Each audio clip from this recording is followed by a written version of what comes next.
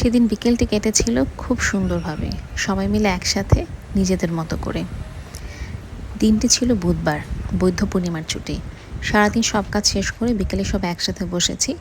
এমন সময় বাইরে বাতাস বইতে লাগলো। বাতাস দেখে আয়রা বলল, আম্মু আমি নিচে খেলতে যাচ্ছি। সে সাইকেল নিয়ে চলে গেল।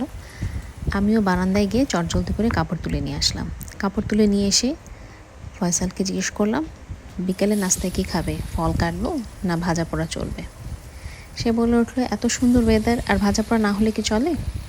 তা আমিও দেরি না করে রান্নাঘরে চলে গেলাম। ফ্রিজে ডাল বাটা ছিল, সেই ডাল বাটা মাখিয়ে আমিও চুলায় চাপিয়ে দিলাম পেঁয়াজও। এদিকে পেঁয়াজও হচ্ছে আর ওদিকে চুলায় চা চড়িয়ে দিয়েছি। পেঁয়াজের সাথে দুধ চা না হলে কি চলে? আপনারাই বলেন। পেঁয়াজ ভাজা শেষ করে আমিও দুধ চা বানিয়ে নিলাম।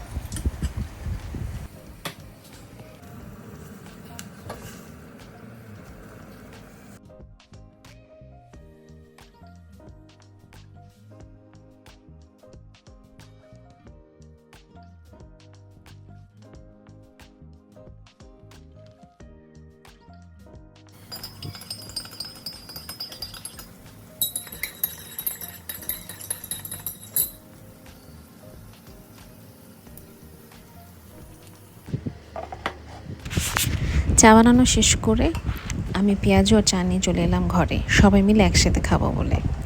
ফয়সালের আসতে দেরি হচ্ছিল, তাই আমি বসে একটু চা খাচ্ছিলাম, কারণ গরম গরম চা না খেলে আমার ভালো লাগে না।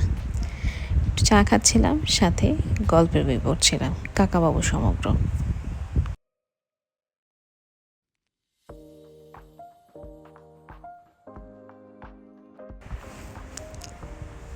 কিছুক্ষণ পরেই ফয়সাল আর আয়রা বাসায় এলো। আমরা সবাই মিলে একসাথে বসে পেঁয়াজু খাচ্ছিলাম আর গল্প করছিলাম। দিনটি খুব ভালো